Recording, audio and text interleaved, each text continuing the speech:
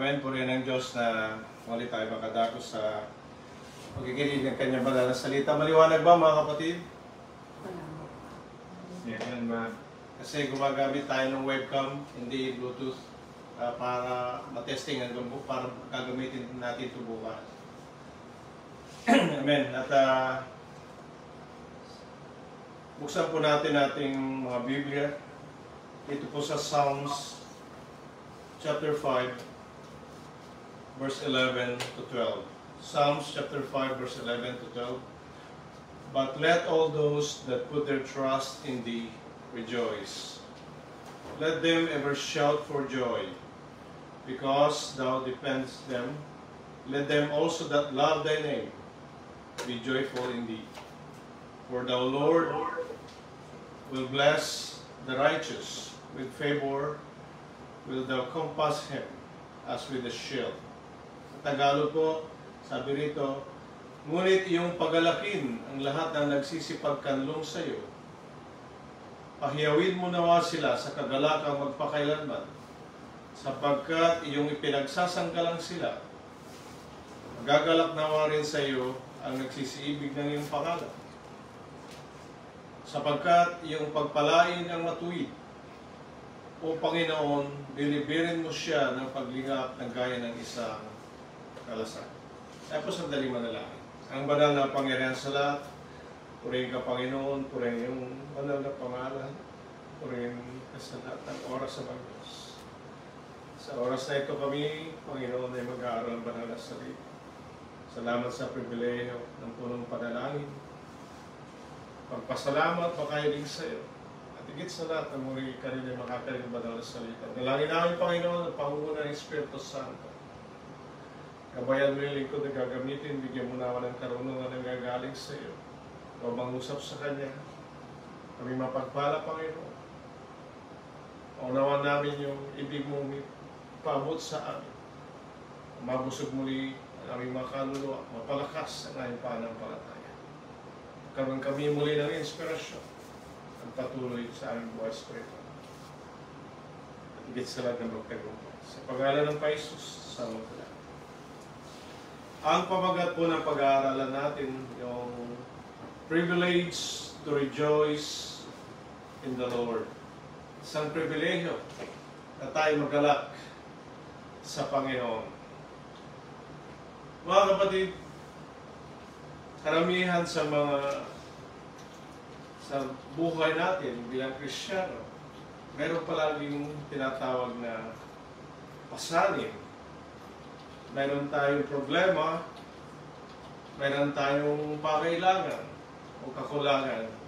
At kuminsan, ito rin ang nagbibigay ng kadahilanan na tayo ay malumbay, malungkot kuminsan. Ngunit meron din mga bagay na nagpapaligaya sa atin. At hindi lang tayo, maging sa mga ibang tao, kahit hindi Kristiyano, tulad ng mga material blessings. Yung good health, kaya long life, yung good relationship, kaya tinatawag yung mga success in life. Na bagamat yung may mga bagay na material, nakapagbigay kagalakan din yan. Ngunit isang bagay mga kapatid, na ito yung mga bagay na pang-material ay pansamantala lamang o temporary lang. Ngunit mayroong isang bagay na dapat natin ikagalak bilang Kristiyano. At walang iba kundi ang dahilan niya na ay dahil sa ating Panginoong Jesucristo. That's why we have to be joyful in Christ. As a Christian, siya ang sabi, pinakadakilang regalo na ibinigay ng Diyos Ama sa atin. Hindi nauunawaan o nababatid ng mga tao na hindi pa tumanggap sa Panginoon kung gaano kaganda o kagalak ng Panginoon magkaroon ka ng tunay na relasyon sa Panginoon. Dito sa ating binasa, ito'y patungkol sa mga Kristiyano. Sapagkat sabi rito, but let all those rejoice who put their trust in you. Sino ba nagtitiwala sa Panginoon kundi yung mga Kristiyano? Sapagkat ang tao na wala sa Panginoon, nagtitiwala sa kanyang sarili. Nagtitiwala sa kanyang sariling kalakasan, nagtitiwala sa kanyang sariling katwiran. Nagtitiwala sila sa mga bagay na pangmaterial. Mga kapatid, yan ang nakakalungkot. Kaya kung minsan, maging mahal natin sa buhay, kaibigan natin, ibig natin sila ilapit sa Panginoon. Ngunit, sila'y tumatanggi. Ngunit, hindi yun ang kinakalungkot natin mga kapatid. Bagamat, nalulungkot tayo, mahal natin sila. Ibig natin ilapit natin mga kamag-anak na mahal sa buhay, hindi pa naligtas. Ngunit, sabi rito ng Panginoon, let all those rejoice, put their trust in you. So, ang Panginoon mismo, ang siyang dahilan na tayo ay magiging masaya o magalak. Sabi nga rito, ang ating Panginoon, siya ang Diyos na kagalakan. He's a God of joy.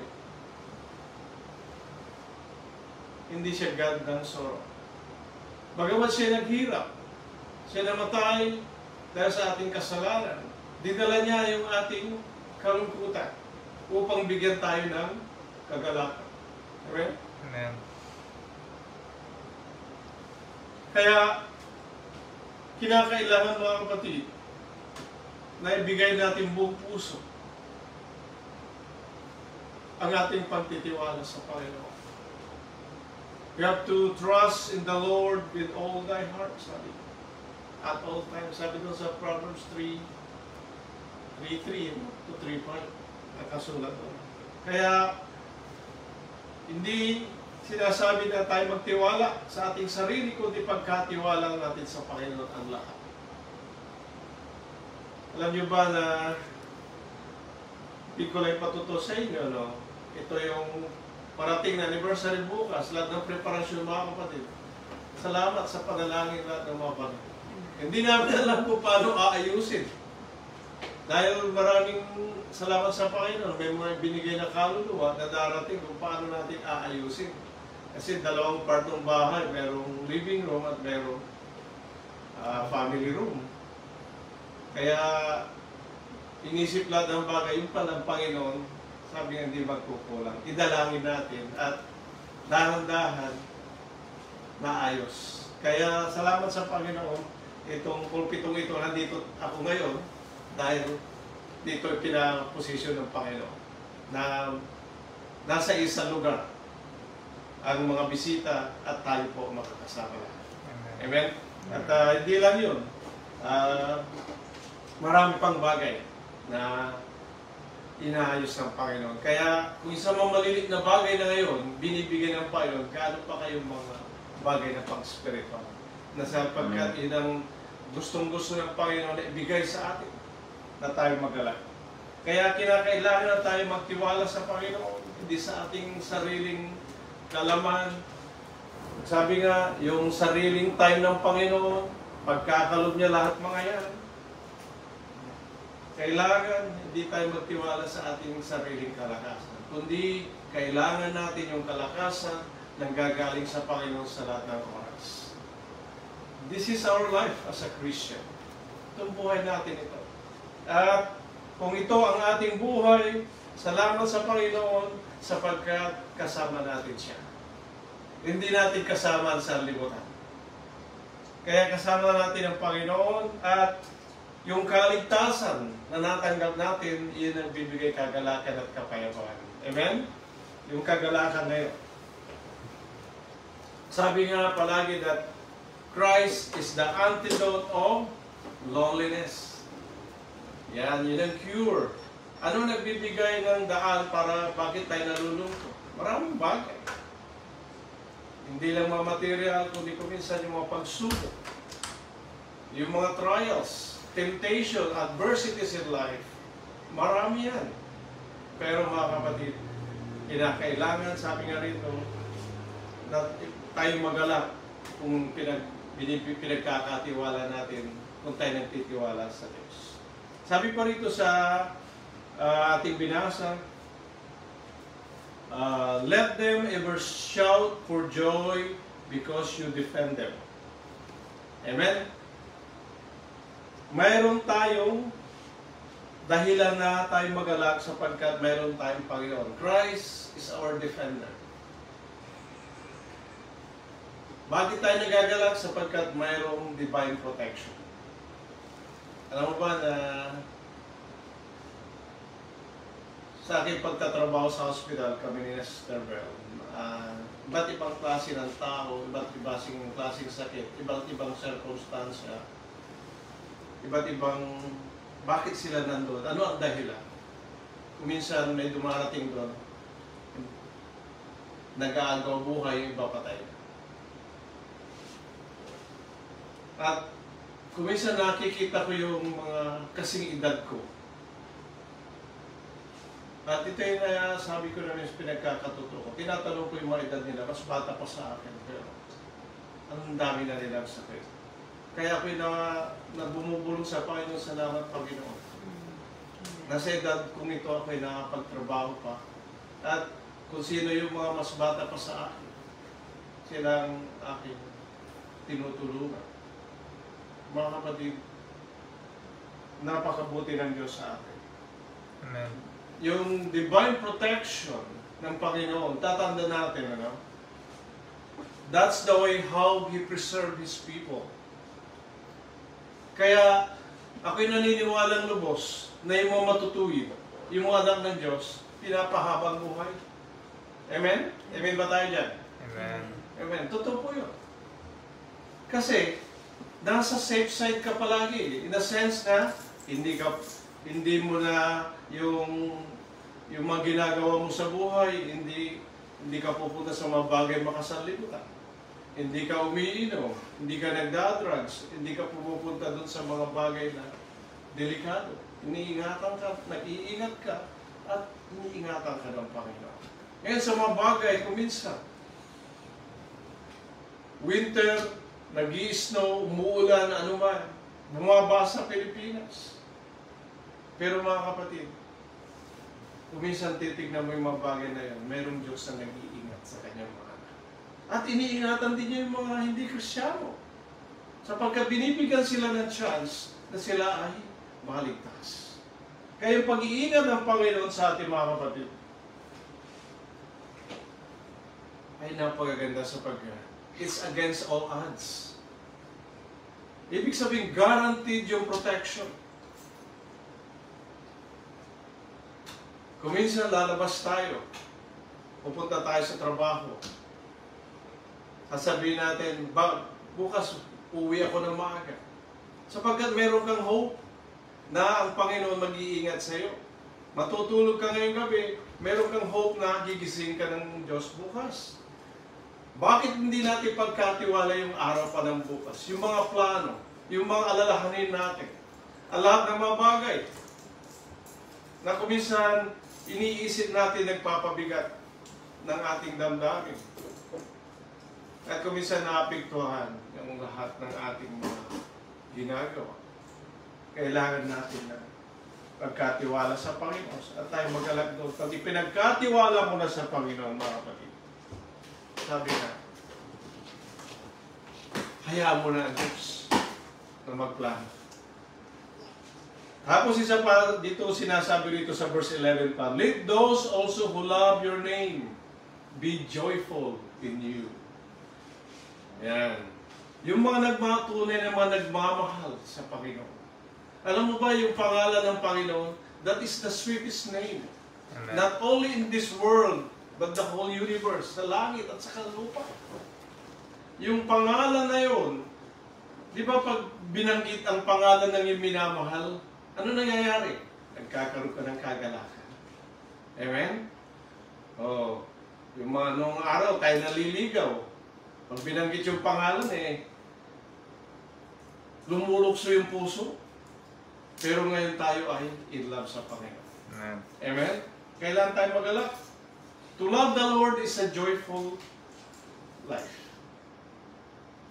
Ito ang pinaka masaya na paggalak na yung kaya mong mahalin ng Panginoon sapagkat tulad ng nabanggit natin noong last Sunday, una siyang nagmahal sa atin. At ibinuhos niya ang pag-ibig sa atin upang kaya rin natin siyang mahalin. Mahalin natin siya na hindi lang sa mga salita lamang, kundi sa bawat gawa natin. Amen? Amen. Kaya palaging tatanungin ng minamahal mo, patunayan mo na ako'y mahal mo. Ibig sabihin, huwag lang ng salita. Words are empty, sabi mo. Kailangan ng action. Kaya yun ang pinaka-greatest commandment. You have to love the Lord your God with all your heart, soul, and mind. Ibig sabihin, mga kapatid, para mamahal mo ng Diyos sa kalakasan ng iyong pag-iisip. Kalakasan, ibig sabihin buong puso. Kalakasan ng lahat ay para sa Panginoon. Ibibigay mo ang lahat sa Panginoon. You have to give all to the Lord. Kaya nga sabi nga, yung sweet surrender, yung commitment, nandiyan lang yan. Kasi yun ang tatak ng isang tunay na alagad ng Diyos. Iniwanan ang lahat para sa Panginoon. Sabi nga ni Pedro, iniwanan na namin ang lahat. Ano pa ang dapat namin gawin? Diba? That's why you have to love the Lord your God with all your heart, soul, and mind.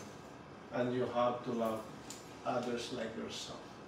Kaya ang greatest commandment, dahil hindi mo kaya mahalin ang iyong kapatid, ibang tao, hindi mo kaya mahalin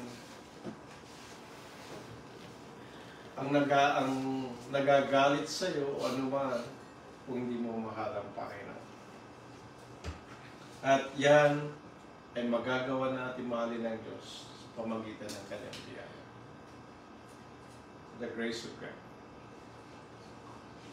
Alam mo mga kapatid na sabi nga ng Panginoon, paano mo masasabi na mahal mo?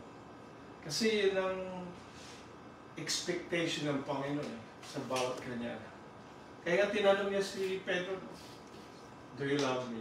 Lovest thou me? Sabi niya. Mga kapatid,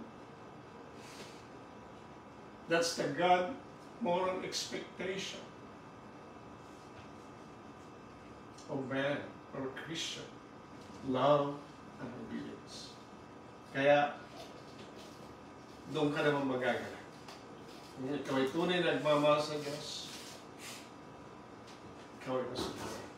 Love and obedience. Nandiyan palagi yan. If you love me, keep my commandments. Diba? If you don't love me, don't keep my commandments. It's vice versa. So makikita mo, bakit yung iba hindi minamahal ng Diyos? Ayaw nilang umatin sa gawain ng Panginoon. Bakit? Kasi hindi nila minamahal ng Diyos. Kasi ang nagmamahal sa Diyos, minamahal ang gawain ng Diyos, minamahal ang kanyang banal na salita. Amen? Amen ba tayo ba? Amen. Kaya, walang Kristiyano na tamad. Kasi kung saan ang Panginoon, nandun siya. Kung saan nagkakasakasama ang mga Kristiyano, nandun siya. Sabi nga, hindi baling i-judge ako ng sanlibutan. Okay lang sa akin. Huwag lang ang Panginoon mag-judge sa akin. Amen? Kaya, napaganda yung yun. Tapos punta tayo sa verse 12. For you, O Lord, will bless the righteous with favor. Sabi nga. That's why I have to rejoice. For all the blessings we receive from the Lord. Amen? The blessings of life. Mayroon tayong physical life. But higit sa lahat yung blessings ng spiritual life. Mga kapatid, we have to count our blessings. Every breath we take is from the Lord. Every movement we make, every action. Kaya tayo nakakatayo, kaya tayo nakapaglingkod, nakakakanta, lahat dahil sa Panginoon. Siya ang dahilan na. He's the reason At alam niyo mga kapatid, yung blessings of the righteous ng Kristiyano, that is the greatest blessings na matatanggap ng tao. Yung righteous blessings. Para sa mga matutuwid. May blessings din sa mga hindi rin matuwid eh. Para makilala nila ang Panginoon. Kaya kita nyo, kahit anong nasa kasamaan, buhay pa rin sila. Kaya binibigyan sila ng chance ang Panginoon. Mahal sila. But tayo, we have the greatest blessings. Unang-una yung tayo pinatawad ng Diyos sa ating mga kasalanan. Forgiveness of all our sins. Greatest blessings, now we have the righteousness of Christ in our life. Hindi yung sarili nating katuwiran. If you have that righteousness of Christ in your life, yun ang tinitignan ng Diyos Ama. Sapagkat without Christ, we are not righteous sa Ama. And there's a peace and prosperity, spiritual. Mayroon tayong tunay na kapayapaan sa Diyos. Pag-unlad sa ating buhay spiritual. Diba? Greatest blessing siya. Nabibili ba ng salapi yan, mga kapatid? Hindi mabili ng salapi. Of course, the spiritual blessings are always there. Sabi nga, pagpalain na blessed, sabi niya, na yung blessings ang galing sa ating Diyos. Yung the greatest spiritual blessings. Yung hindi malirik, unspoken. Ano pa ba yung isang word dun sa Bible? Unsearchable riches. Ang sinasabi na.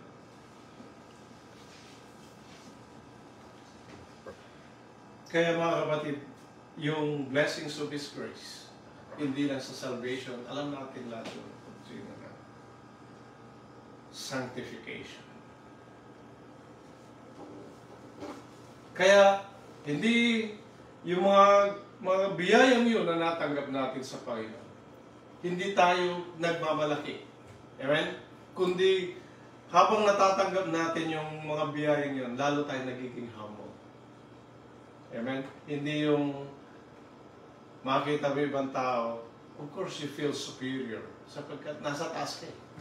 Nasa baba sila. But,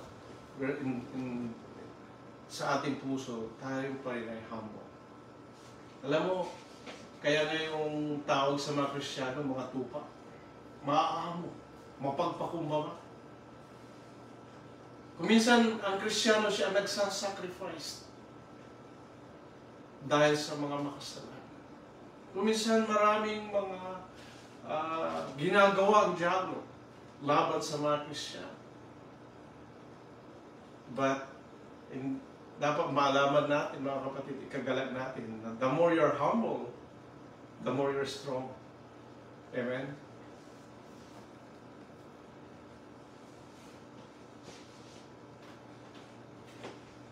At sabi pa rito, makita natin na sabi dito, for you, O Lord, will bless the righteous with favor.